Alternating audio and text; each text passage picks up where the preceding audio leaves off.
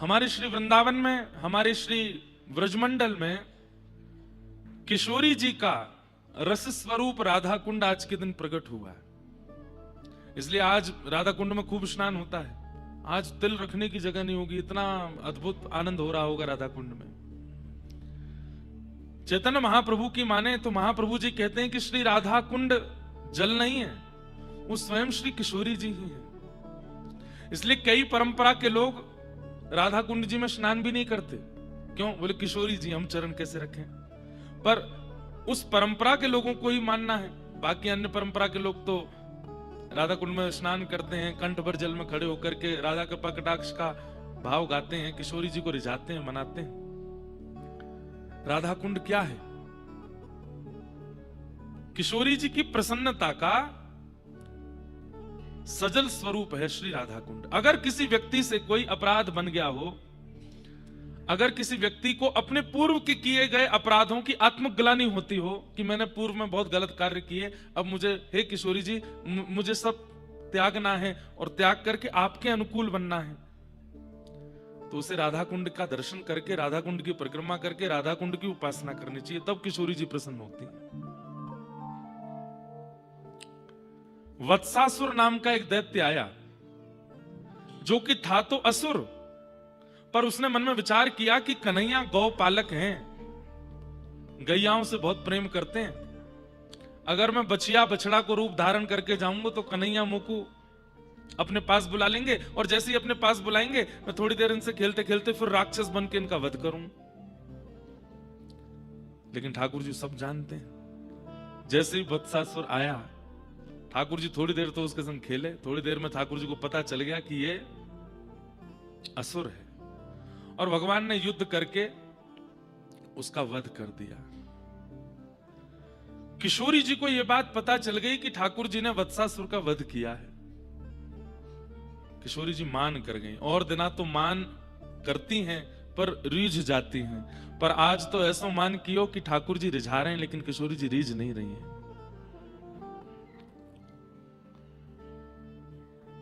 ठाकुर जी किशोरी जी के पास गए, चरणन में प्रणाम करें। हे श्यामाजू, ऐसो कहा अपराध भयो, आप इतनी मान करके बैठी मोते। किशोरी जी बोली, आप गौपालक कहलाते हैं, आपको लोग गोपाल कहते हैं, और आप स्वयं ही एक बछड़ा को मार रहे हैं। ठाकुर जी बोले, अरे श्यामाजू, वो बछड़ा के रूप में राक्षस आयो, ऐसे तो रूप बना करके कोई भी आ जाएगा। अरे त्रेता में जो गलती भाई वो द्वापर में ना होएगी। कौन सी गलती? बोले त्रेता में संत को रूप धारण करके रावण आयो, और वाकई संतत्व को जान करके किशोरी जी ने अपने आप को उसके हवाले कर दिया कि वो संत के रूप में आया है।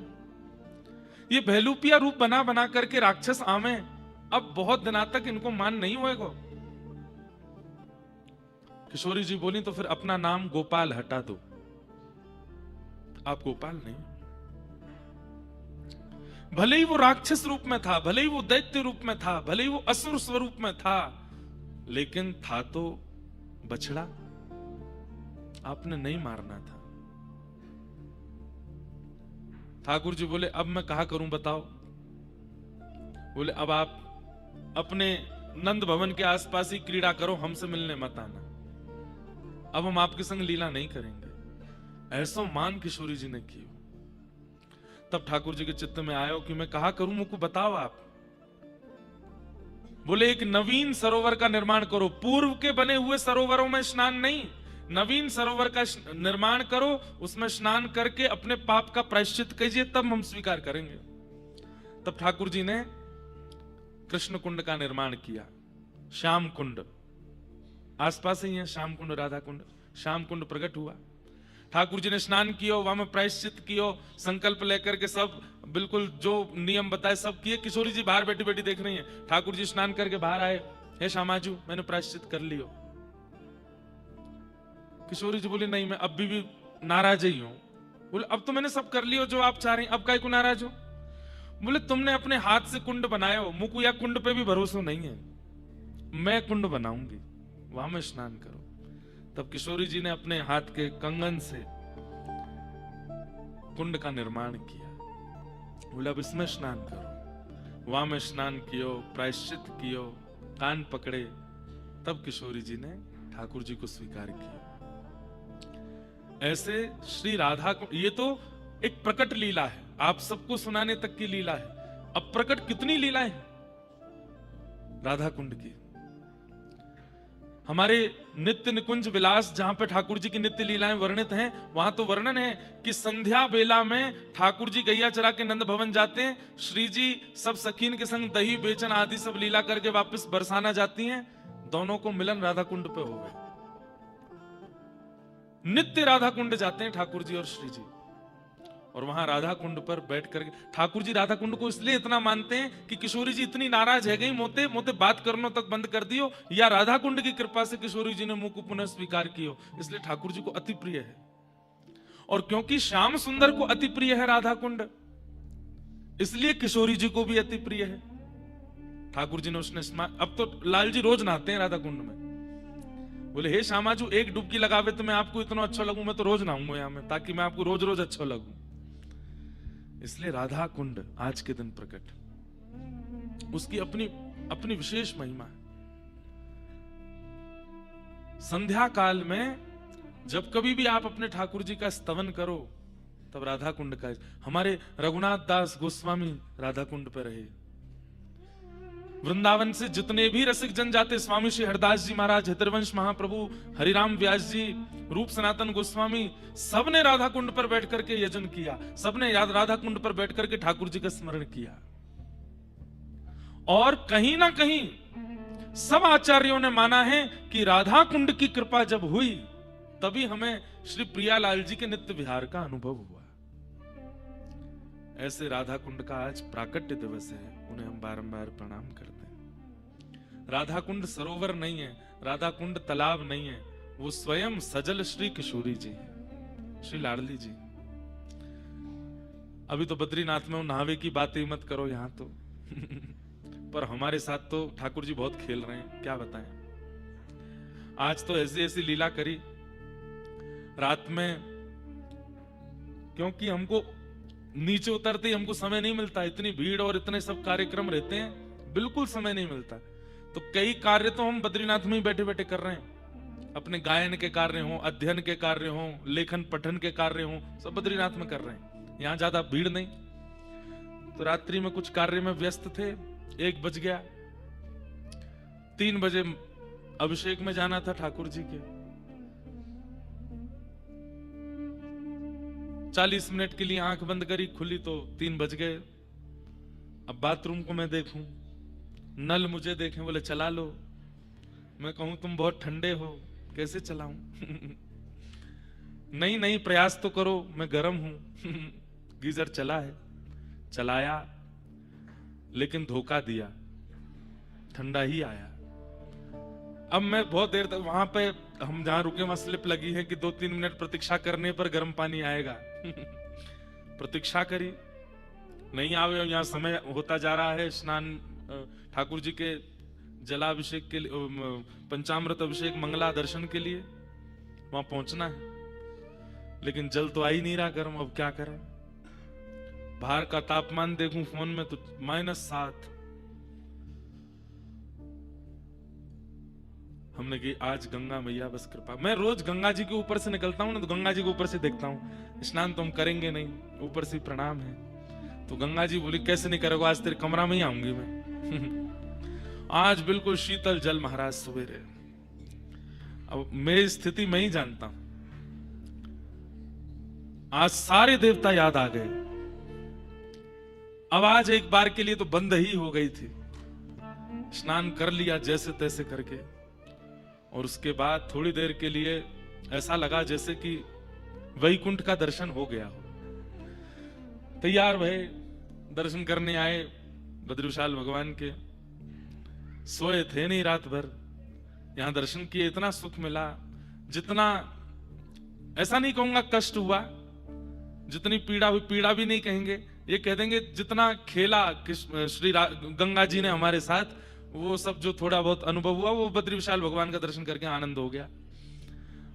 लौट करके गए तो अब ठीक है, विपरीत अवस्था होती है तो शरीर है, कहां कहां दर्द शुरू हो गए, सो नहीं पाए। फिर आज दीक्षा का क्रम था तो दीक्षा देने के लिए उठे, फिर स्नान किया, फिर नल को देखा, अब तो गर्म निकलो, तो गर्म ही आए, फिर स्नान किए, फिर सबको दीक्षा आदि की। फिर उसके बाद लगा थोड़ा लेट लें। अब लेट हमारा नियम है, लेट अगर लिए उसके बाद लाल जी की सेवा में जाना है, कथा में आना है, तो फिर स्नान करके ही आएंगे। फिर से गए, फिर स्नान किया, फिर स्नान करके फिर कथा में आए। कथा में आने से पहले आज तो 3 बार स्नान किया मैंने बद्रीनाथ में। आज हमारे इस जन्म का तपस्या तो आज पूरी हो गई हमारी। जितनी होनी चाहिए इतनी कर ली भैया, इससे ज्यादा हमारी बस की नहीं। छोटे लाला हैं, ब्रज के हैं, हम पे इतने नियम साधन होते नहीं हैं। तो आज तो खूब सुख मिला। तो स्नान की तो अहोई अष्टमी है ना, तो पहला स्नान तो गंगा जी के भाव से हो गया था मंगला में। दूसरा स्नान कार्तिक मास चल रहा है तो यमुना जी का स्नान हो गया। कथा में आने से पहले तीसरा स्नान श्री राधा कुंड जी का हो गया। तीनों स्नान करके हम कथा में पधारे। तो हमारे तो तीनों स्नान हो गए, अब आपकी बारी है, करो जाओ। तो आज राधा कुंड का प्राकट्य दिवस है। लौट करके जब भी व्रज जावें, हमारे कहे से एक बार श्री राधा कुंड की परिक्रमा कीजिएगा। परिक्रमा करने के बाद दंडवत प्रणाम कीजिएगा एकांत। और राधा कुंड जाने का समय बताएं, रात्रि 2 बजे से लेकर सुबह 5 बजे तक, ब्रह्म बेला में, उस काल में जाइए। कोई नहीं होता वहां, होते हैं साधक लोग होते हैं, और वहां बैठ करके किशोरी जी को पुकारिएगा। अपने पूर्व के किए गए समस्त पापों का प्रायश्चित कर लीजिएगा। हे श्यामाजू, ये तो वो सरोवर है जिसमें साक्षात श्री कृष्ण स्नान करके अपने प्रायश्चित करते हैं। हमसे भी जो अपराध हुए, हे किशोरी जी, सब क्षमा कर देना, हमें स्वीकार कर लेना। राधा कृपा कटाक्ष कौन गाता है पता है? देवादिदेव महादेव श्री कैलाश निवासी श्री केदारेश्वर भगवान। सोचिए बंधुओं, किशोरी जी के तत्व को भी जाने नहीं है लोग, जिनके दर्शन करने के लिए बड़े बड़े योगी तपी जपी लाइन लगा करके खड़े रहते हैं। ऐसे देवादिदेव महादेव शंकर भगवान मुनिंद वृंद वंदिते त्रिलोक शोक हारिणी। ये किनके शब्द हैं? ये केदारेश्वर भगवान के शब्द हैं। महादेव गाते हैं, कदा करे शशि हमा कृपा कटाक्ष भाजन। अरे जिनकी दृष्टि के एक कोण में आने के लिए पूरा ब्रह्मांड तरसता है, वो महादेव किशोरी जी से कह रहे हैं कि हे श्यामाजू, एक बार मेरी ओर जरा नेत्र घुमा करके जरा अपनी कृपा की कोर मेरे ऊपर डाल दीजिए। वो महादेव कह रहे हैं, वो किशोरी जी, वो श्री राधा रानी है। उन्हीं राधा रानी के रसस्वरूप श्री राधा कुंड के प्रादुर्भाव दिवस की आप सबको बहुत बहुत बधाई। जब भी व्रज जाइए, राधा कुंड जाइएगा, स्नान करके परिक्रमा करके कोई स्तुति गान आदि कुछ कीजिएगा और अपने पूर्व के समस्त पापों की क्षमा मांग लीजिएगा। किशोरी जी को क्षमा की आवश्यकता नहीं है, वो तो बिना आपके क्षमा मांगे ही आप पर कृपा कर रही हैं, पर फिर भी कर लीजिएगा, कृपा करेंगे श्री किशोरी जी। आइए आज के प्रसंग में प्रवेश करें। बड़े प्रेम और भाव से सब लोग कृष्ण उद्धव संवाद हम लोग श्रवण कर रहे हैं, और कृष्ण उद्धव संवाद में कल दत्तात्रेय के 24 गुरुओं पर चर्चा हम लोग कर रहे थे, और 24 गुरुओं की चर्चा कल विश्राम हो गई थी। अब आज आगे के प्रसंग में हम लोग प्रवेश करेंगे। मुझे जो अति प्रिय है भिक्षुक गीत, उसकी ओर चलेंगे। उससे पहले भी भगवान ने कई भाव श्री उद्धव जी को बताए हैं, वो सुनते हुए हम लोग आगे के प्रसंग में चलते हैं। जो लोग पहले दिन से कथा नहीं सुन रहे हैं, उनको हो सकता है समझने में थोड़ी दिक्कत हो, इसलिए जब भी अवकाश मिले YouTube पे जाके पहले दिन से सुन लीजिएगा। ये उद्धव कृष्ण संवाद है, जिस संवाद को सुनने के बाद श्री उद्धव जी महाराज बद्रिकाश्रम आ गए। और बंधुओं, यहाँ उद्धव जी को श्री ठाकुर जी का ही रूप माना जाता है। रथ यात्रा होती है, बद्रीनाथ भगवान बाहर नहीं आते, उद्धव जी आते हैं। कोई भी यात्रा होगी, कोई भी क्रम होगा ठाकुर जी का, वो सारे क्रमों की पूर्ति श्री उद्धव जी करते हैं, क्योंकि उद्धव जी भगवान के ही स्वरूप माने जाते हैं। ऐसे श्री उद्धव जी को हम आप सब लोग बड़े भाव से यहां सुन रहे हैं, उनके भावों को। उद्धव जी महाराज ठाकुर जी से ये सब भाव सुनकर के अत्यंत आनंदित हो गए। तत्पश्चात उद्धव जी महाराज ने कहा, भगवान मैंने सुना है कि एक बार आपने हंस रूप धारण किया था। आपके अवतारों के बारे में मैंने बहुत सुना है। मैंने वामन अवतार सुना है, मैंने वराह अवतार सुना है, मैंने नृसिंह अवतार सुना है, मैंने हयग्रीव अवतार सुना है, परंतु एक आपका बड़ा अलौकिक अवतार है। कौन सा? हंसा अवतार। आपने हंस अवतार धारण किया था। एक श्लोक है, लगभग लोगों को याद है। शुक्लांबरधरम विष्णुम शशिवर्णम चतुर्भुजम प्रसन्न वदनम ध्यायेत्। ये ठाकुर जी के उस हंसावतार का भाव है। ठाकुर जी शुक्ल वर्ण के थोड़े हैं, ठाकुर जी गोरे थोड़े हैं, ठाकुर जी चंद्रमा की तरह थोड़े हैं, ठाकुर जी तो श्याम वर्ण के हैं। लेकिन वही ठाकुर जी एक बार शुक्ल वर्ण के बन के आए, हंस बन करके आए। हे नाथ, कृपा करके मुझे आपके उस हंसावतार के विषय में जानना है, वो कैसा है। और मैंने सुना है कि सनक सनंदन सनातन सनत कुमार वे सब ब्रह्मा जी से प्रश्न करते हैं और उसका उत्तर देने में जब ब्रह्मा जी असमर्थ होते हैं तब आपका अवतार होता है। बस मुझे इतना पता है, उसके आगे क्या हुआ वो आप मुझे बताओ। भगवान श्री कृष्ण कहते हैं, श्याम वर्ण ते तेरो मन भर गयो, जो शुक्ल वर्ण सुननो है। उद्धव बोले, नहीं नाथ, बस आपकी लीला देख सुनना चाहता हूं, कैसी लीलाएं हैं आपकी। तो भगवान ने, देखिए श्रीमद् भागवत में प्रत्येक अवतार व्यास जी, शुकाचार्य जी, मैत्रेय मुनि बता रहे हैं, लेकिन हंस अवतार का प्रसंग स्वयं श्री कृष्ण सुना रहे हैं, अपने हंस अवतार।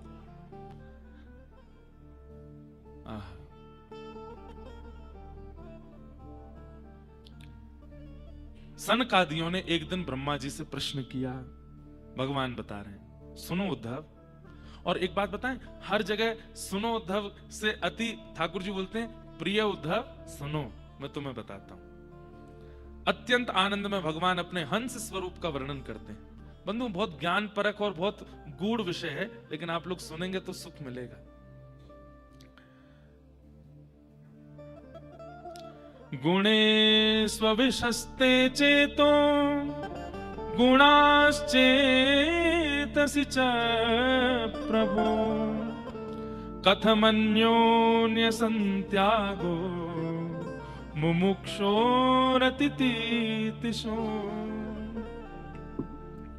यहां पर सनकादिक प्रश्न करते हैं, हे ब्रह्मा जी, चित्त में सदैव विषयों का चिंतन चलता ही रहता है। चाहे व्यक्ति नाम जप करे, चाहे व्यक्ति धाम चला जाए, चाहे व्यक्ति कथा सुने, चाहे व्यक्ति तिलक लगावे, चाहे व्यक्ति गुरु आश्रय में रहे, बहुत ध्यान से सुनिएगा, उसके चित्त से विषय का चिंतन पूर्ण रूपेण नष्ट हो जाए ऐसा कभी नहीं होता। आप बद्रीनाथ में बैठे हैं, ऐसे पावन तीर्थ में बैठे हैं, लेकिन यहां पर आने के बाद भी जहां किसी प्रकार के विषय का चिंतन हो ही नहीं सकता, फिर भी विषय एक ना एक दिन आ ही जाता है। संसार का विषय, संसार के भोग, संसार की वो कामनाएं फिर भी हमारे चित्त में आ जाती हैं। सनकादि ऋषि कहते हैं, पिताजी, ब्रह्मा जी, हमें ऐसा लगता है कि चित्त में विषय चिपक चुका है और वो उससे कभी अलग नहीं हो सकता। जिस चित्त में कभी विषय अलग होता ही नहीं है, तो फिर उसके विषय त्याग की इतनी बात क्यों कही जाती है? हमारी बात समझ लीजिएगा, बस ये थोड़ा गूढ़ विषय है, ऐसे ही नहीं हंस भगवान प्रकट हो गए। ध्यान से सुनो। चित्त में सदा विषयों का चिंतन चलता ही रहता है। एक बार हमारी बंबई में कथा हुई, बहुत पहले की बात। एक व्यक्ति आया, बिहार के थे वो, हमसे आके बोले, महाराज जी एक बात बताएं। मैंने बोलो। मैं जब नाम जप करता हूं, माला करता हूं, मैंने कहा, और माला करते करते अगर मैं आंख खोल के करूं तो ठीक है, आंख बंद करता हूं तो बड़ी गड़बड़ होती है। मैंने क्या होता है? बोले नहीं नहीं वो नहीं बताऊंगा। मैंने कहा बताओ। बोले नहीं नहीं वो नहीं बताऊंगा। मैंने कहा बताओ तो। बोले मैं जैसे ही आंख बंद करके नाम जप करता हूं तो मुझे वैश्याएं दिखती हैं। मैंने कि भैया अब मैं क्या करूं, मुझे बताओ। मैंने कहा इसका मतलब क्या है? हाथ में साधन है, जीव पे साधन है, चित्त में साधन है। बुद्धि जानती है कि नाम जप चल रहा है, जीव जानती है कि नाम जप चल रहा है, हाथ को पता है कि नाम जप चल रहा है, लेकिन मन फिर भी विषय का चिंतन कर रहा है। इसका मतलब नाम से ज्यादा, ठाकुर जी से ज्यादा विषय का चिंतन पूर्व में बहुत किया गया है, इसलिए वो विषय बार बार प्रकट होता है। जिसका चिंतन हमने अतिशय मात्रा में किया होगा नेत्र बंद करने पर। और एक बात बोलूं, स्वप्न को ऐसे ही मत समझा कीजिए।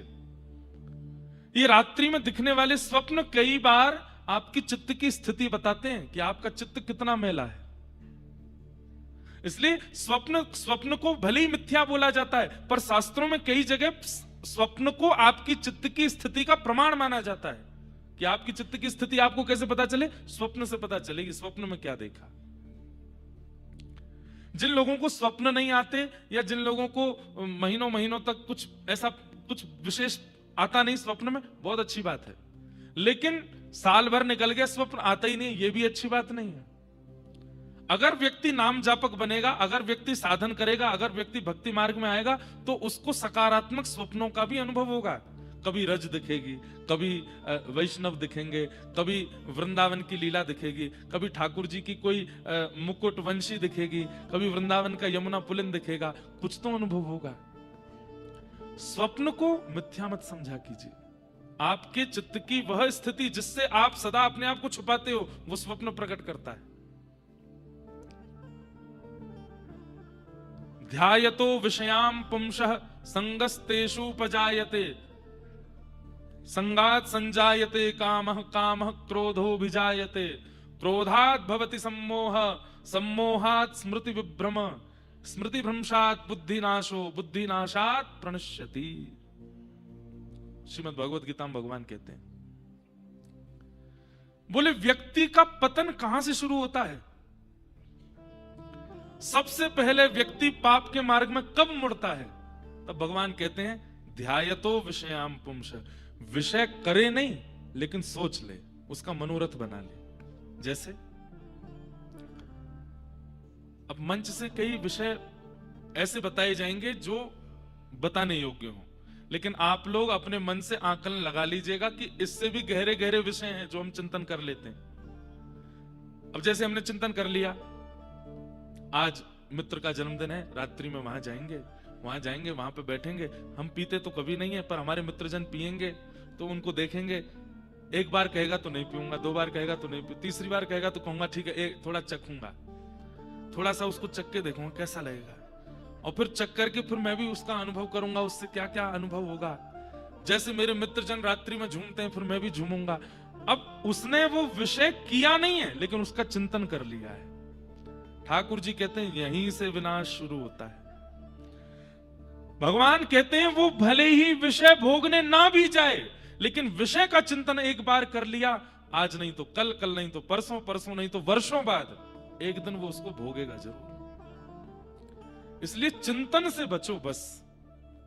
ध्यायतो विषयाम पुंसः संगस्तेषुपजायते, चिंतन किया गया विषय एक दिन आपको संग जरूर करा देगा। मतलब जो आपने सोचा है एक दिन वो आपके सामने प्रस्तुत होगा, और वो प्रस्तुत होगा नहीं, ठाकुर जी आपके लिए प्रस्तुत करेंगे। बोले अब देखता हूं तो इसको करता है कि नहीं। तूने कुछ साल पहले ऐसा चिंतन किया था, आज तेरे सामने योजना बन गई है, समय भी है, अवकाश भी है, वस्तु भी है, कोई देख भी नहीं रहा है, अब बता तू करेगा कि नहीं। ठाकुर जी कहते हैं एक बार चिंतन किया गया होगा तो जरूर विषय का भोग करेगा। संगस्तेषुपजायते, और जैसे ही वो संग करता है सोचे हुए विषय का, भगवान कहते हैं उसके बाद क्या होता है? संगात संजायते कामः, फिर उसके अंदर काम और क्रोध इन दोनों का वर्धन होता है। एक बात बहुत ध्यान से सुनिएगा, किसी व्यक्ति के अंदर क्रोध और काम की मात्रा यदि बड़ी है, इसका मतलब उसका विषय विषयी है। विषयी व्यक्ति का लक्षण क्या है? भोगी व्यक्ति का लक्षण क्या है? अत्यंत कामी और अत्यंत क्रोधी। अब इसमें एक बात बताएं, आपको लिखने योग्य बात है। शास्त्र आज्ञा करते हैं कि काम विषय ऐसा है कि व्यक्ति उसको प्रकट नहीं होने देता, पता नहीं चलने देता सबको कि उसके चित्त में काम विषय है। लेकिन काम का ही भैलू पिया है, काम का ही रूप मखौटा पहन करके क्रोध आता है। अगर किसी व्यक्ति में अनायास क्रोध है तो इस बात का प्रमाण है कि उसमें काम भी है। तो कहीं आप अगर अपना अनायास क्रोध प्रकट कर रहे हैं, बेवजह का क्रोध प्रकट कर रहे हैं, और वो क्रोध कभी कभी तबाही तक पहुंच रहा है, तो आप इस बात का प्रमाण दे रहे हैं कि आपके अंदर काम भी है, आपके अंदर विषय भी है, आपके अंदर भोग भी है। देखिए, विषय का चिंतन, वो चिंतन एक दिन भोग के लिए ले जाता है, और जैसे ही भोग करेंगे तो फिर क्या होगा, उस भोग को करने की और इच्छा होगी, और जब वो पुनः भोग करने को नहीं मिलेगा, क्रोध हो भी जायते, फिर वो काम और क्रोध के रूप में प्रकट होगा। क्रोधाद भवति सम्मोह, और फिर क्रोध क्या करेगा, चित्त में मोह प्रकट कर देगा। और सम्मोहात स्मृति विभ्रम। अच्छा, मोह सम्मोह का मतलब क्या है? ठाकुर जी को छोड़ के संसार के किसी विषयी व्यक्ति को आप सोचेंगे यही है मेरा सर्वस्व, यही है मेरा जीवन, यही है मेरा प्राण, ये नहीं तो कुछ नहीं, ये है तो सब कुछ है। और फिर कई परिवार के लोगों को, शायद अपने में नहीं तो पड़ोसियों के में या कहीं पर अनुभव तो किया होगा, व्यक्ति इतना पागल हो जाता है एक व्यक्ति के पीछे, सब समझा रहे हैं अरे उसका पीछा छोड़ो, वो अच्छा आदमी नहीं है, लेकिन व्यक्ति उसी के पीछे लगा रहता है। क्रोध बुद्धि का नाश करता है, सम्मोहाद स्मृति विभ्रम। फिर अच्छी बातें अच्छी नहीं लगती, फिर क्या होता है, अच्छा बताने वाला व्यक्ति शत्रु लगता है, आपको समझाने वाला, आपको टोकने वाला, आपको रोकने वाला, आपको समय समय पर सतर्क करने वाला व्यक्ति शत्रु लगने लगता है।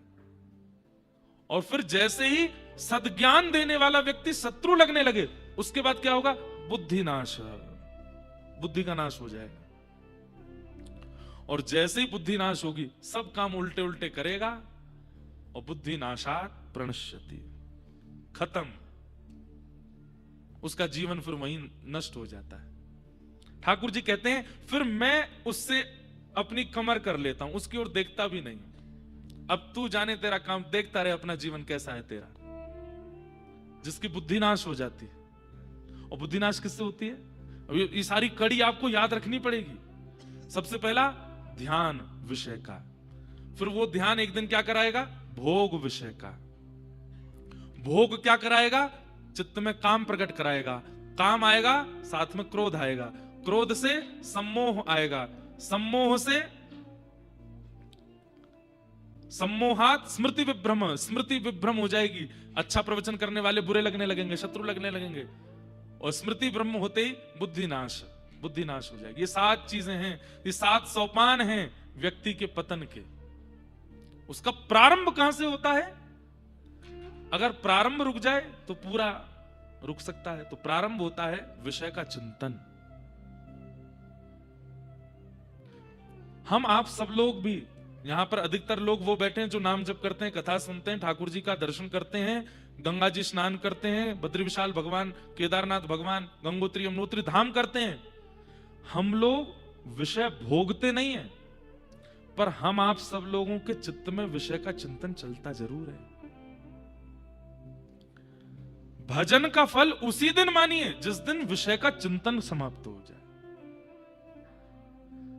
कब तक भजन कीजिए, कब तक नाम जप कीजिए, कब तक गुरु मंत्र कीजिए, जब तक विषय का चिंतन ही नष्ट ना हो रहा हो चित्त से। आज चित्त में, मन में आ गया कि मुझे ऐसा करना है, आपको घबराहट होने लगनी चाहिए, हे बद्री विशाल भगवान, मेरे मन में ये चिंतन आया क्यों? हम करते नहीं है भले ही, लेकिन चिंतन ही तो नाश के लिए ले जाता है।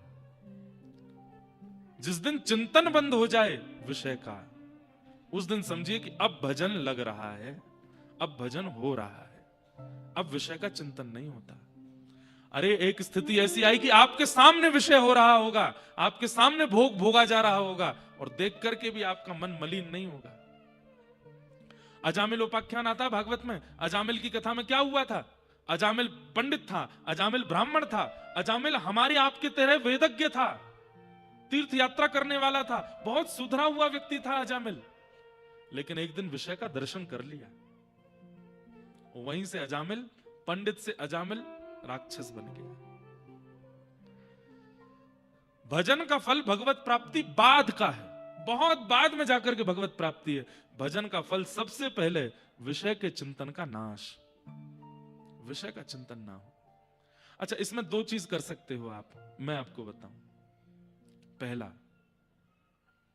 हंस भगवान उत्तर क्या दे रहे हैं वो भी हम सुनेंगे, उससे पहले मेरा भाव सुन लीजिए। नाम आश्रय करते रहो, पर नाम आश्रय करते करते करते करते भी विषय चिंतन हो सकता है, तो दूसरा काम क्या रखो, अपने आप को अत्यंत व्यस्त कर लो। समय ही नहीं है आपके पास में कुछ सोचने का। सुबह क्या कर रहे हैं, वो ठाकुर जी की सेवा है। मध्याह्न में क्या कर रहे हैं, बोले अभी रामायण जी का पाठ है। रात्रि में क्या, भागवत जी पढ़नी है। वो अर्धरात्रि में क्या कर रहे हैं, बोले अभी तो कथा सुन रहे हैं, अब सोएंगे। मतलब केवल सोने के लिए जाते हैं, बाकी पूरे दिन आप अपने मन को कुछ और करने ही नहीं देते हैं, व्यस्त रखते हैं ठाकुर जी के संबंध में। तब उस मन में विषय का चिंतन नहीं होगा। लेकिन भगवान हंस इसका उत्तर क्या देते हैं, ये प्रश्न किया है सनकादि ऋषियों ने कि चित्त में इतना विषय चिंतन क्यों होता है, और बड़े बड़े गुणी जन जो भगवान को प्राप्त कर लेते हैं, क्या उनके चित्त में कभी विषय चिंतन नहीं होता? हम ये पूछना चाहते हैं। जिनको भगवान मिल गए हैं, क्या उनके चित्त में कभी विषय चिंतन नहीं होता? और नहीं होता तो क्यों नहीं होता, ये हमें बताओ। क्योंकि हमने तो मन को देख लिया, ये मन बिना विषय का चिंतन किए रहता नहीं है। ये मन बड़ा चंचल है, कैसे तेरा भजन करूं। ये मन बड़ा चंचल है, कैसे तेरा भजन करूं। जितना इस समझाऊं, जितना इस समझाऊं, उतना ही मचल जाए राधे तेरे चरणों की। गर धूल जो मिल जाए श्यामा तेरे चरणों की। एक बात बोलूं, बोलते बोलते मैं थक जाऊंगा, सुनते सुनते आप थक जाओगे, लेकिन बात का निचोड़ क्या निकलेगा? सब किसको समझा रहे हैं? केवल मन को। भाई, आंख सुधर जाती है, कान सुधर जाते हैं, हाथ सुधर जाते हैं, पैर सुधर जाते हैं, जीभ सुधर जाती है, नाक सुधर जाती है, त्वचा सुधर जाती है, लेकिन मन नहीं सुधरा तो फिर से सब बिगड़ जाएंगे। एक मन को ही समझाते हैं सब लोग। और ठाकुर जी कह रहे हैं, भैया मेरो सब पे वश है, तेरे मन पे मेरो वश नहीं है। वाकई नहीं है तो तोय मुंह को अपने मन पे बैठाना पड़ेगा। जैसे ही घर करके मैं तेरे मन पे बैठ जाऊंगा, मैं तेरे मन को अधिपति बन गयो, मैं तेरे मन को स्वामी बन गयो, तेरा मन कहीं नहीं भटकेगा। सूरदास जी का एक पद है, सुनाऊंगा, लेकिन पहले हंस भगवान का उत्तर सुनो। देहम च नश्वरम स्थितमुत्थितं वा, सिद्धो न पश्यति यतो यतो धग्यमत स्वरूपम। दैवादपेतमुत दैवशशादुपेतम, वासो यथा परिकृतम मदिरामदान्ध। कितनी अच्छी बात। यहां पर हंस भगवान कह रहे हैं, अब हंस प्रकट कैसे हुए वो सुनो, कि प्रश्न किया सनत कुमारों ने ब्रह्मा जी से कि हे नाथ, ये चित्त से विषय का चिंतन जाता क्यों नहीं, और क्या भगवत प्राप्त करने वाले जो महापुरुष होते हैं उनके चित्त में भी कभी विषय नहीं आता? कृपा करके हमें इसके बारे में बताओ। तो ब्रह्मा जी बोले, अब इसके बारे में मैं क्या बताऊं, स्वयं ठाकुर जी ही इसका उत्तर दें। ब्रह्मा जी ने भगवान का स्मरण किया, इतने में ही सुंदर हंस रूप धारण करके ठाकुर जी प्रकट हो गए। और हंस रूप धारण करके जैसे ठाकुर जी प्रकट हुए, तो प्रसंग तो बहुत बड़ा है। सनत कुमारों ने पूछा, आप कौन हो? तो हंस भगवान बोले, अच्छा हमसे पूछ रहे हो हम कौन है? पृथ्वी अग्नि जल वायु आकाश, पंचभूतों से तुम बने, पंचभूतों से हम बने। ये विषय वार्ता क्यों कर रहे हो? अभी तो तुम बड़े तत्व ज्ञान की बात कर रहे थे और अब तुम्हारे पास इतना अवकाश है कि तुम मुझसे पूछ रहे हो कि मैं कौन हूं। अरे पंचभूत के तुम, पंचभूत का मैं, पंचभूत का पूरा संसार। सनकादि घबरा गए, बोले आप नाराज हो गए, आप निश्चित परमात्मा है, हे भगवान हमारी जिज्ञासा का समाधान करो। तब वही प्रश्न उन्होंने पुनः दोहराया। तब हंस भगवान ने उत्तर देते हुए कहा, भैया देखो, जिस प्रकार, अब उत्तर क्या दे रहे सुनो। मदमस्त व्यक्ति, मदमस्त कौन होता है? मदिरा पान करने के बाद उस मदिरा के नशे में मदमस्त होने वाला व्यक्ति, उसको इतना भी भान नहीं होता कि मेरे शरीर पर कपड़ा टेढ़ा है, कि फट गया है, कि पजामा उतर गया है, कि कुर्ता फट गया है, कि जेब में छेद हो गया है। अरे उसको ये भी भान नहीं होता कि मैं रोड पर चल रहा हूं, कि कीचड़ में चल रहा हूं, मैं बिस्तर पर लेटा हूं कि नाली में लेटा हूं। अरे एक मदमस्त व्यक्ति पी करके नाली में गिर गया, सूकर आकर के उसके पांव को खुजाने लगे, किसी ने आकर के उसको निकाला। अरे क्यों निकाल रहे हो? अरे भाई नाली में, अरे नाली ये तो स्वर्ग है। अरे सूकर तेरे पांव काट रहे हैं। बोले अरे वो तो अप्सराएं हैं, चरण दबा रही हैं। मदमस्त व्यक्ति ऐसा हो जाता है। हंस भगवान कहते हैं जिस प्रकार सामान्य सी मदिरा पान करने वाला व्यक्ति, उसको अपने देह का जब भान नहीं रहता, ऐसे ही मेरे आराधन में जब व्यक्ति आ जाता है तो मेरा आराधन, मेरा भजन, मेरा कीर्तन, मेरा प्रेम, वो तो उस मदिरा के नशे से बहुत ऊंचा है। जब उसके नशे में व्यक्ति आ जाता है तो उसको कोई भान नहीं होता, उसके चित्त में और कुछ आता ही नहीं है, उसके चित्त में केवल सदा मेरा चिंतन रहता है। एक बार मैं जिसको दिख जाता हूं, एक बार जो मुझे प्राप्त कर लेता है, उसके चित्त में अन्य साधन कभी भूल करके भी नहीं आते। क्यों? बोले मेरा प्रेम, मेरा आस्वादन, मेरा दर्शन, मेरा स्मरण, वो उस मध्य के नशे से बहुत ऊंचा है। और उस नशे में जब व्यक्ति पड़ जाता है, उसको और कुछ भान नहीं रहता। जित देखूं उतित श्याममयी है, मीराबाई जैसी स्थिति हो जाती है, सूरदास जैसी स्थिति। कहां इनके चित्त में विषय चिंतन होता है?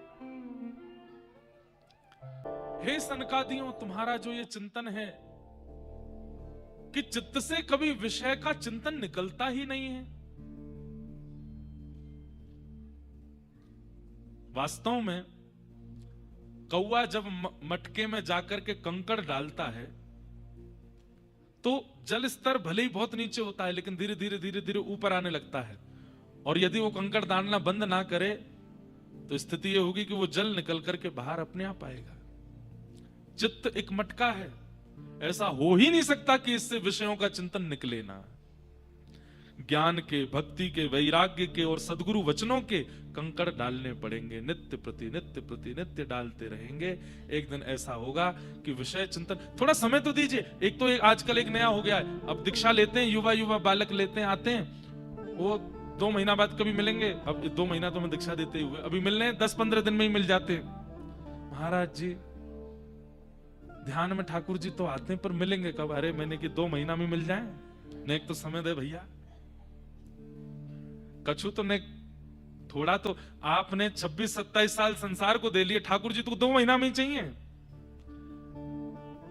आप किस समय गुरु आश्रित लेते हैं, अपनी आयु गिनिएगा और उतनी आयु तो भूल जाइए, केवल भजन करिए। उतने साल तो केवल करते रहिए। उसके बाद सोचिएगा कि अब इतने साल मैंने गुरु आज्ञा को भी दिए, अब तो ठाकुर जी को मिलना चाहिए। बात समझ में आ रही? मान लीजिए कि आप बद्रीनाथ भगवान के चरणों में 30 साल संसार में भटकने के बाद 30 साल की आयु में आए बद्रीनाथ, और बद्रीनाथ आकर के अब मन शुद्ध हो गया, चित्त पवित्र हो गया, देहाभिमान नष्ट हो गया, अब संसार का विषय छूट गया। अब आपको प्रतिदिन ये लग रहा है कब मिलेंगे नारायण, कब मिलेंगे नारायण, कब मिलेंगे नारायण। 30 साल संसार को दिए थे ना, बिल्कुल हिचकिचाहट किए बगैर दिए थे ना, अब इतना ही ठाकुर जी को भी दो, 30 साल दो। मेरा कहने का मतलब ये नहीं कि 30 साल में ही मिलेंगे, पर आपको मन में यही रखना चाहिए कि 30 साल तो देने ही देने हैं। बराबरी जब हो जाएगी संसार की और भजन की, तब पूछेंगे ठाकुर जी अब कब मिलोगे, अब मिलो। अब तो आपको भी दिया ना समय, 30 साल नहीं लगेंगे, मिल तो ठाकुर जी संसार की तरह थोड़े हैं, ठाकुर जी जल्दी प्राप्त हो जाते हैं। लेकिन थोड़ा समय तो दीजिए अपने आप को। चिंतन के लिए, ध्यान के लिए, ज्ञान के लिए। हाँ, 30 साल में जाकर के ये होगा कि वो जो चित्त का घड़ा है वो सदगुरु वचन और कथा प्रसंगों से वो भर जाएगा, और जो विषय चिंतन भरा हुआ था वो धीरे धीरे छलक करके बाहर हो जाएगा। और फिर उसके बाद क्या होगा? उसके बाद श्री कृष्ण आएंगे और आकर के वो जो जितने सदगुरु वचनों के जो सुंदर सुंदर आपने उसमें सुमेरु डाले हैं, उन सुंदर सुंदर सुमेरुओं को निकाल करके सुंदर घड़े के चारों तरफ सजा देंगे, और फिर उसमें केवल प्रेम लक्षणा भक्ति का रस घोल देंगे, और कुछ फिर चिंतन में नहीं आएगा।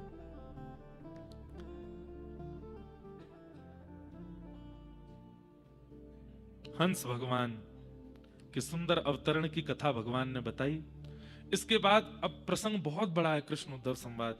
हमने सोचा कि अगर इतना विस्तार करेंगे तो फिर सुंदर सुंदर और प्रसंग वो नहीं हो पाएंगे, तो इसलिए हम सूक्ष्म बता दें। फिर भगवान ने ध्यान की विधि बताई, ध्यान कैसे लगाना चाहिए, ध्यान करने की विधि क्या होती है, भगवान ने उद्धव को समझाया।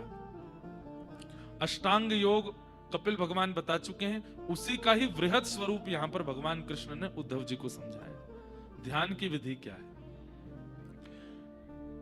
तत्पश्चात भगवान ने एक अद्भुत बात बताई। भगवान कहते हैं, उद्धव, जब व्यक्ति इंद्रिय, 3 चीजों को ध्यान रखिएगा, इंद्रिय, मन और प्राण, इन पर जब अपना वश कर लेता है, आज प्राण हमारे वश में नहीं है, प्राण जब चाहेंगे तब निकल सकते हैं, जब इच्छा हो जाएगी तब जा सकते हैं, पर ठाकुर जी बोले मन एकाग्र करने से उद्धव यह भी हो जाएगा कि प्राण भी तुम्हारे वश में, जब तुम चाहोगे तब प्राण जाएंगे।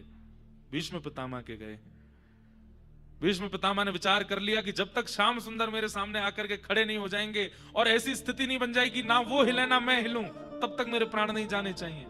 और वही बना, बाणों की सैया पर भीष्म पितामह, ठाकुर जी सामने खड़े, तब प्राण गए। कैसे कैसे आचार्य हुए। आज भी हमारे भारत में ऐसे कई महापुरुष हुए जिन्होंने पूर्व में ही बता दिया कि मेरे प्राण इस स्थिति में, इस काल में जाएंगे। व्यवस्था देख लो। भगवान कहते हैं मन एकाग्र करने से उद्धव मेरी प्राप्ति होती है तो है ही, और क्या क्या होता है? तब सबसे पहले भगवान कहते हैं कि प्राण वश में हो जाते हैं। आप नहीं चाहोगे तो मृत्यु देवी बाहर खड़ी रहेगी, आपके प्राण ले नहीं सकती।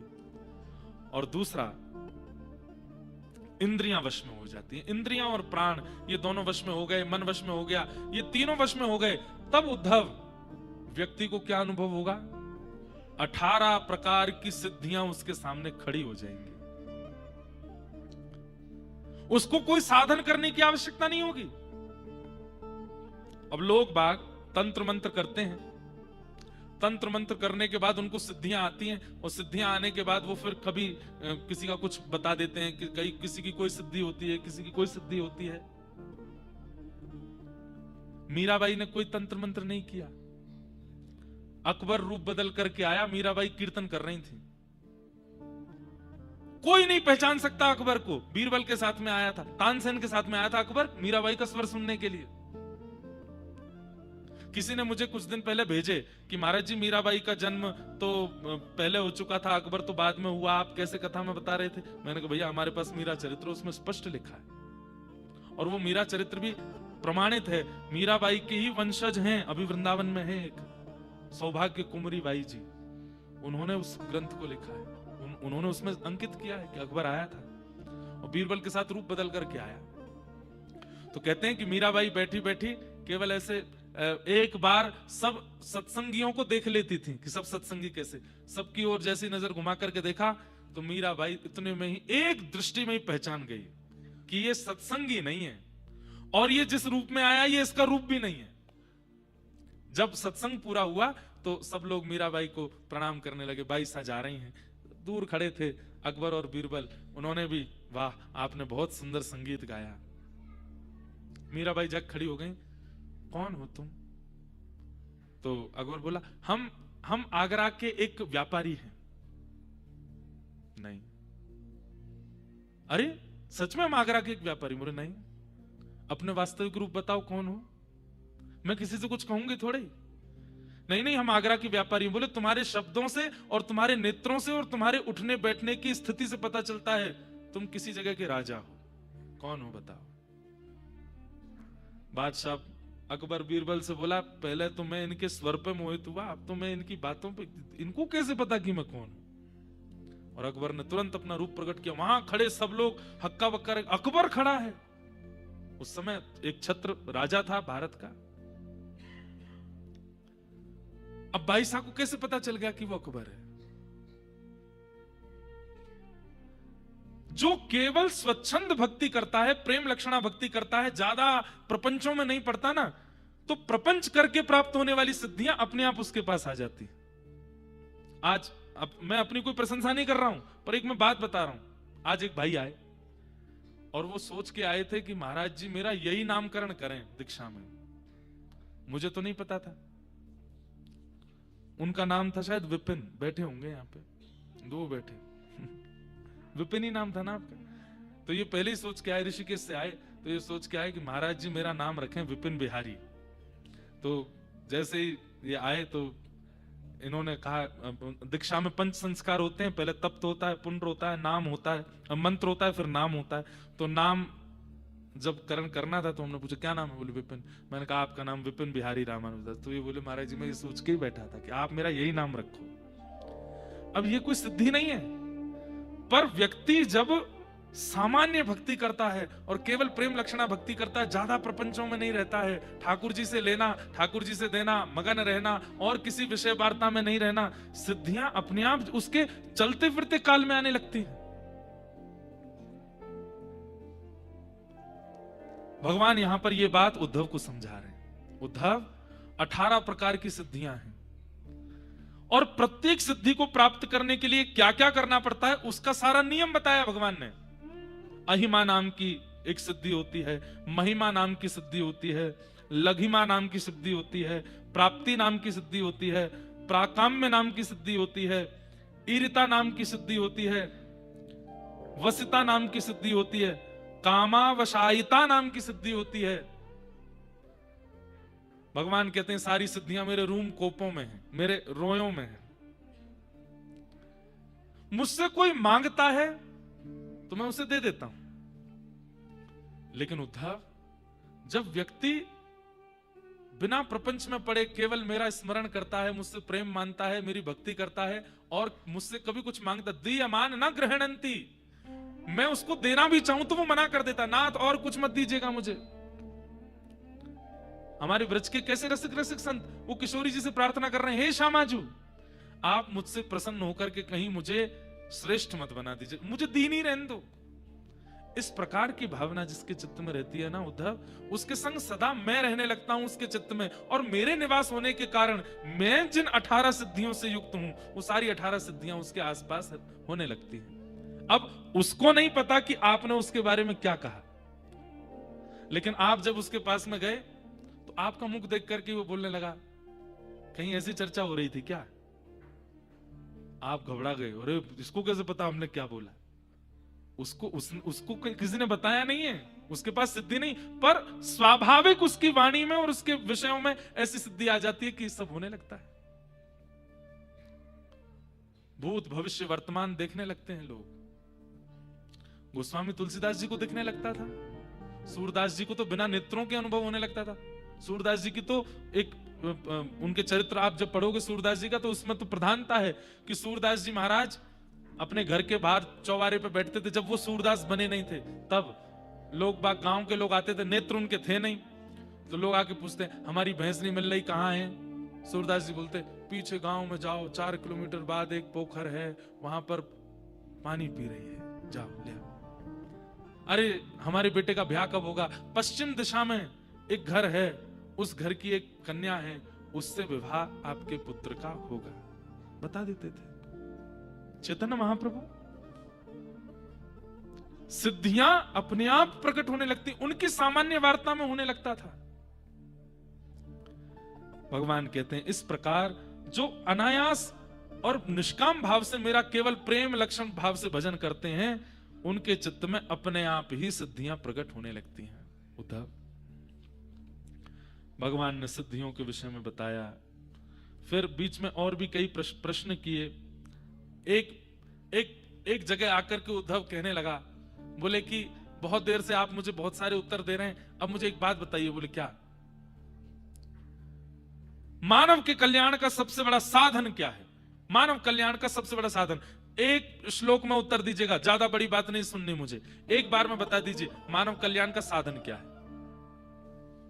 भगवान हंसने लगे, उद्धव के गले में हाथ डाल करके बोले इधर आओ सुनो।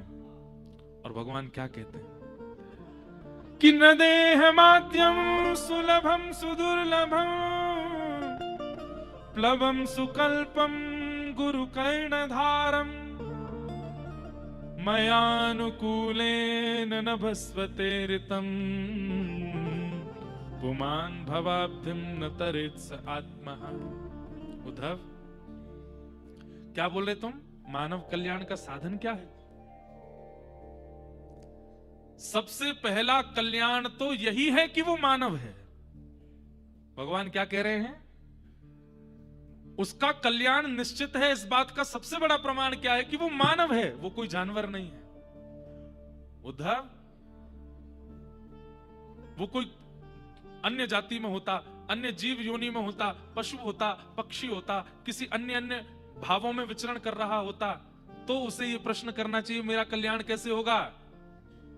मैंने मानव बना करके भेजा है, इसका मतलब कल्याण करके ही भेजा है। अब इस शरीर को माध्यम बना करके इससे अपना कल्याण कर ले। मानव का सबसे बड़े कल्याण का साधन क्या है? उसका अपना शरीर। तुमने कहा था एक वाक्य में उत्तर देना, दे दिया मैंने। आप लोग मेरे पास आए, बोले महाराज जी हम तो जा रहे हैं वापस बंबई, हम तो जा रहे हैं वापस दिल्ली, हम आपको दे जा रहे हैं 2-2.5 लाख रुपए, क्या हमारी तरफ से आप तब करो यहां बैठ करके बद्रीनाथ में। भैया ये कोई जॉब थोड़ी है कि आपके नाम से मैं कर दूं, पैसा आपको मिले। तब आपको ही करना पड़ेगा। आप वहां विषय भोग रहे हैं और यहां बैठ करके मैं आपके नाम से तब कर रहा हूं। आपको मैं कोई बद्री विशाल भगवान तो कर ही रहे हैं सबके लिए तब। लेकिन फिर भी आप अपने शरीर का खुद माध्यम ना बन करके, खुद अपने शरीर से अपना कल्याण ना करके किसी अन्य से अपने कल्याण की कामना चाह रहे हैं, ये संभव नहीं है। भगवान कहते हैं मानव बन करके आए हो, इसका मतलब कल्याण ठाकुर जी चाहते हैं कि तुम्हारा कल्याण हो, इसीलिए मानव बना करके भेजा है। उद्धव मंद मंद मुस्काने लगे, बोले क्या उत्तर देते हैं आप? बोले तो मेरे उत्तर में गलती कहां है उद्धव? अगर मानव ना होते तो कल्याण कैसे होगा, ये पूछना चाहिए था। सूकर पूछे, कुकर पूछे, छिपकली पूछे, कॉकरोच पूछे, मेरा कल्याण कैसे होगा? तो उसको हम कुछ बताएं भी। अब मानव पूछ रहा है, आंख वाला, नाक वाला, जीभ वाला, कान वाला, मन वाला, हाथ वाला, पैर वाला पूछ रहा है मेरा कल्याण कैसे होगा? अरे जो शरीर मिला इसी से होगा। तुम मानव हो, यही कल्याण का कारण है। लेकिन अब आगे उद्धव मेरी और सुनो। लेकिन इस शरीर को कल्याण के मार्ग पर पहुंचाने के लिए किसकी आवश्यकता है? गुरु कर्ण धारम न देह माध्यम सुलभम सुदुर्लभम प्लवम सुकल्पम गुरु कर्ण धारम। एक उम्र निकल जाने के बाद, 20-25 वर्ष निकल जाने के बाद भी अपना कल्याण नहीं कर पाया है, तो फिर किसी की वाणी सुनकर के किसी को अपने गुरु रूप में देखे और उसकी वाणी का पालन करना प्रारंभ कर दे। गुरु कर्ण धारम, गुरु की आज्ञा का पालन करे, गुरु के चरणारविंदों में रहे। बंधुओं, गुरु तत्व समझना, भगवत तत्व समझने के लिए हम लोग बैठे हैं, पर पहले गुरु तत्व तो जान लें। गुरु तत्व क्या है? कोई मानव नहीं है, कोई इंसान नहीं है, कोई शरीर नहीं है गुरु। गुरु का गुरुत्व उसके तप से बने नहीं, कई बार शिष्य के शिष्यत्व और शिष्य के विश्वास से गुरु की योजना होती है। बहुत ध्यान से सुनिए सब लोग, इधर देखिए। शिष्य का शिष्यत्व प्रगाढ़ होना चाहिए। गुरु अगर सामान्य भी होगा, शिष्य यदि शिष्यत्व में प्रगाढ़ है तो गुरु भी श्रेष्ठ हो जाएगा। कितने ऐसे शिष्य हुए हैं जिनके गुरु असामान्य थे, बिल्कुल ज्यादा विशेष नहीं थे, सामान्य थे, लेकिन शिष्य के शिष्यत्व से वो असामान्य हो गए। गुरु के वचन अटल कर मानो, साधु समागम की जय। के वचन अटल कर मानो, साधु समागम कीजे मन रे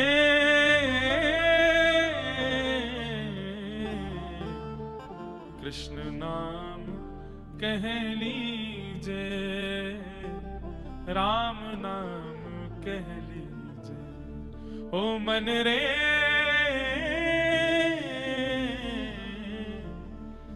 कृष्ण नाम कह लीजे, राम नाम कह लीजे। एक बार करके देखिए, अगर आपके गुरुदेव कह देते हैं ऐसा करो, तो वो करने में कितना धन लग रहा है, कितना परिश्रम लग रहा है, मेरा सब कुछ लुट रहा है, उसका विचार मत कीजिए। वैसे होगा नहीं ऐसा, पर एक बार अगर गुरुदेव ने कह दिया ये करो, तो उसमें फिर विचार मत करो, विश्वास करके उस क्रिया को करने लग जाइए। मैं कथा में कहा करता हूं, गुरु आज्ञा नहीं देते, गुरु सामर्थ्य देते।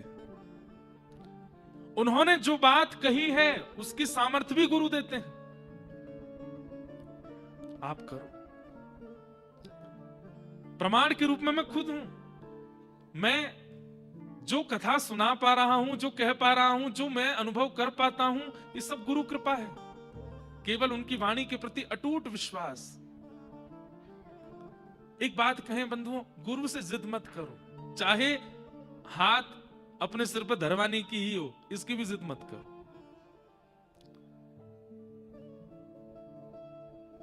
गुरु जब निकले कभी बस प्रार्थना करो, कभी अपने आप ही ऐसी कृपा हो, ये खुद ही स्पर्श करके चले जाए, ये खुद ही मेरी ओर देख के चले जाए, ये खुद ही मुझ पर कृपा करके चले जाए।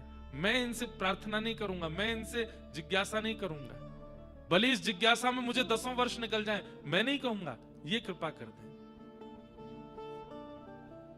ऐसे गुरु के प्रति अटूटता जब होती है, तो गुरु अगर भगवान ने कहा पहला कल्याण का साधन मैंने दे के भेजा है शरीर, फिर भी नहीं कर पा रहे हो, तो फिर गुरु लाओ जीवन में, गुरु कर्ण धारण।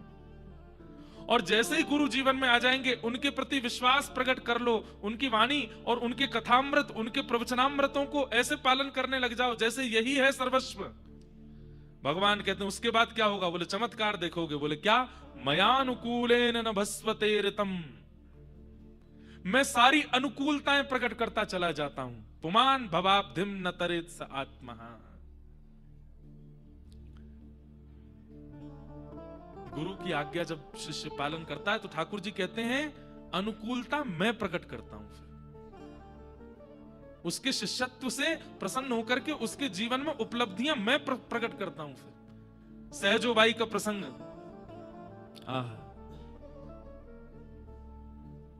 बहुत सुंदर पद है।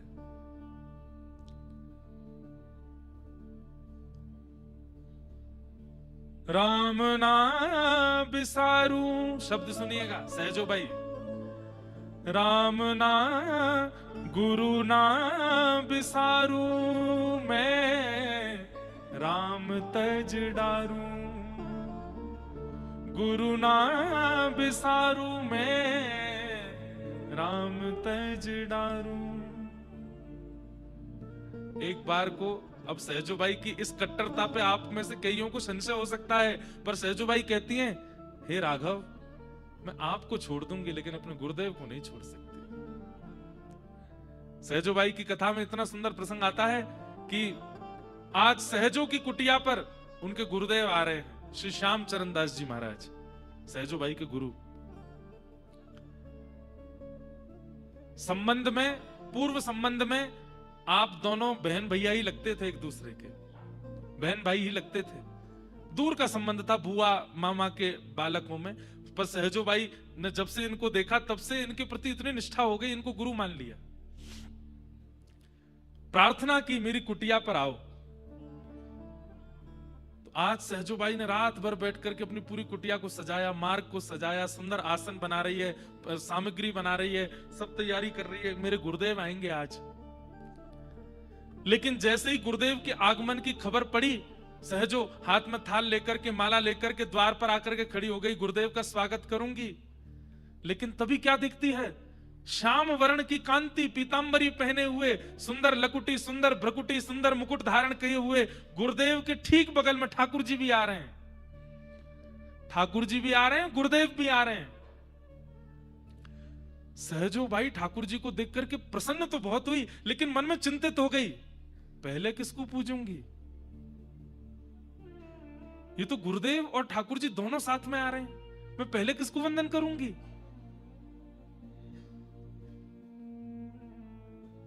जब सहजोबाई का ये प्रसंग मैंने पहली बार सुना तो मैंने अपने आप से पूछा, सहजोबाई की जगह अगर मैं होता, मेरे गुरुदेव आ रहे होते और गुरुदेव के ठीक बगल में ठाकुर जी भी आ रहे होते, मैं क्या करता?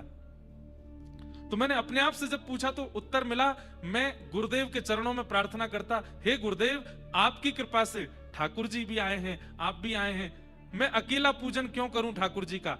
आपके सहित पूजन करूंगा, आप भी पूजन करो, आप भी ठाकुर जी को तिलक लगाओ, माला पहनाओ, आरती करो, और आपके हाथ से मैं भी हाथ लगा लूंगा। आपने ताली तो बजाई, लेकिन सहजोबाई की तो सुनी नहीं आपने। ये तो मैंने किया। क्या? गुरुदेव को बुलाया कि गुरुदेव ठाकुर जी आए हैं, आइए दोनों मिलकर के ठाकुर जी का स्वागत करेंगे। पर सहजोबाई ने कही मेरे गुरुदेव आए हैं, दौड़ करके गई, ठाकुर जी का हाथ पकड़ के लाई, बोले पकड़ो थाली, मेरे गुरुदेव आरती करो। मेरे गुरु पधारे हैं। भगवान सहजोबाई की ओर देख रहे हैं। सहजो, ओ सहजो, क्या बात है? गुरुदेव आ रहे हैं, पुष्प अर्चन करो। ठाकुर जी पुष्प डालते जा रहे हैं, सहजो को देखते जा रहे हैं। तो त्रिलोकीनाथ से गुरु की पूजा करवा रही है। आप त्रिलोकीनाथ हैं, पर वो मेरे गुरु हैं। अरे मैं बड़ा हूं, कैसे बड़े आप? ये शरीर मैंने दिया, ये नेत्र मैंने दिए, ये हाथ मैंने दिए, ये चरण मैंने दिए, ये सर्वांगीण जीवन मैंने दिया। सहजोबाई कहती है, जीवन आपने दिया, पर उस जीवन को नरक बनने से रोका गुरुदेव ने। उस जीवन को नष्ट होने से रोका गुरुदेव ने, तो बड़े वो हुए ना। अरे सब्जी देने वाला कोई बड़ा थोड़ी होता है, उस सब्जी को व्यवस्थित करके उसका साग बना करके ठाकुर जी के भोग में प्रस्तुत करने वाला वो श्रेष्ठ होता है। अरे साग खा करके कोई ये थोड़ी कहता है कहां से सब्जी लाए थे, मैं भी लाऊंगा। अरे सब्जी तो कहीं से भी ले लो, बनाना आने के गुण होना चाहिए। आपने हाथ दिए, नेत्र दिए, बुद्धि दी, मन दी, शरीर दिया, पर इन नेत्रों से संसार को नहीं देखना, आपको देखना है, ये गुरुदेव ने बताया। इन हाथों से विषय नहीं भोगने हैं, आपकी सेवा करनी है, ये गुरुदेव ने बताया। इन पैरों से कुमार्ग पर नहीं जाना, आपके सद्मार्ग पर चलना है, ये गुरुदेव ने बताया। इसलिए आप बड़े हैं क्योंकि आपने शरीर दिया, पर इस शरीर को सुमार्ग पर गुरुदेव ने लगाया, इसलिए उनकी पूजा पहले, और आप करेंगे पूजा। गुरु ना बिसारू मैं राम तज डारू। और आप नाराज होकर के, अगर गुस्सा होकर के मुझे पाप देना चाहते हैं, असंख्य पापों की झड़ी लगा दीजिएगा मेरे जीवन में, लेकिन फिर भी मैं अपने गुरु को नहीं छोड़ूंगी। भगवान ने सहजोबाई को हृदय से लगा लिया। वाह तेरी निष्ठा, गुरु के प्रति निष्ठा। ठाकुर जी कहते हैं, उद्धव, कल्याण में सबसे पहला नाम तो यही आ जाता है कि तुम मानव हो। इसके लिए तुम प्रसन्न रहो कि मैंने तुम्हें मानव बना करके भेजा। तुम मानव हो, इसका मतलब कि मैं चाहता हूं कि तुम्हारा कल्याण हो, और फिर भी अपना कल्याण नहीं कर पाए हो, तो एक गुरु आश्रय लो, गुरु शरणागति करो, और गुरु शरण में जाकर के बस उनके प्रति निष्ठा कर लो। फिर क्या होगा? बोले मया अनुकूलेन न बस्वते ऋतम पुमान भवाब्धिम न तरेत स आत्मा। लेकिन बंधुओं, गुरु किसको बनाए, ये बड़ी असमंजस है। हमारी बात बहुत ध्यान से सुनिएगा। जीवन में संबंधों को लाना बहुत आवश्यक है, पर परखना उससे पहले बहुत जरूरी है। पर गुरु शिष्य का संबंध ऐसा है कि यहां अगर आपने परखा तो संबंध टूट जाएगा। यहां परख नहीं सकते, तो फिर क्या करें? बोले केवल वचनामृतों को सुनिए, और वचनामृतों को सुनकर के अपने हृदय में झांक करके देखिए क्या अनुभव करते हैं आप। जितना विषय चिंतन पहले था, प्रवचन सुनने के बाद भी उतना ही है, तो ये गुरु श्रेष्ठ नहीं। उनके प्रति ऐसी भावना मत रखो कि ये गुरु श्रेष्ठ नहीं, पर शायद इनके प्रति मेरा शिष्यत्व नहीं बन पाएगा, ऐसी भावना रखो। फिर प्रवचन सुनो और सुनने के बाद में मन से पूछो, अब परिवर्तन हो रहा है, अब हम सुधर रहे हैं, अब हमारा हृदय, हमारी बुद्धि, हमारा चित्त अब पहले से पवित्र हो रहा है?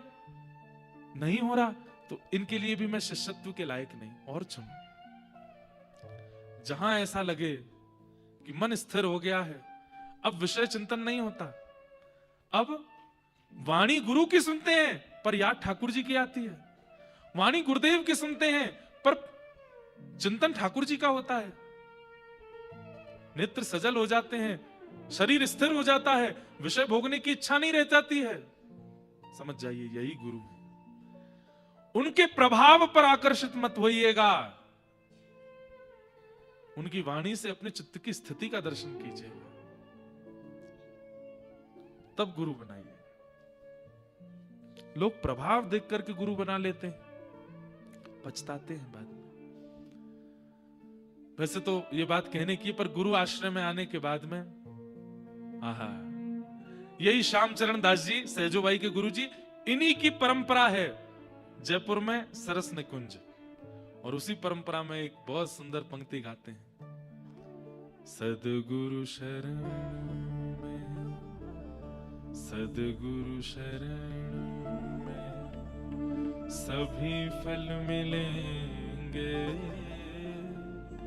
गुरु मिल गए तो युगल भी मिलेंगे, सदगुरु शरण में सभी फल मिलेंगे, गुरु मिल गए तो जुगल भी मिलेंगे, मनोरथ सफल होंगे, घबराना ऐ दिल, मनोरथ सफल होंगे, घबराना ऐ दिल, मनोरथ सफल होंगे, घबराना ऐ दिल, मनोरथ सफल होंगे,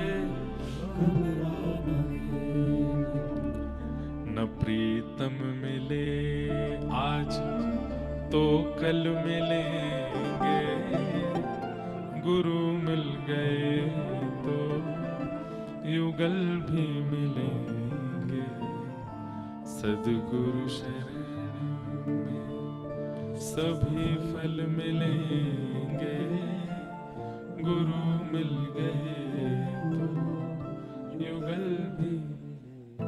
भगवान कहते हैं, उद्धव तू कहता है कल्याण का साधन, तो पहला मानव देह और दूसरा इस देह को सद्मार्ग दिखाने वाला गुरु। इस प्रकार ठाकुर जी उपदेश दे रहे थे।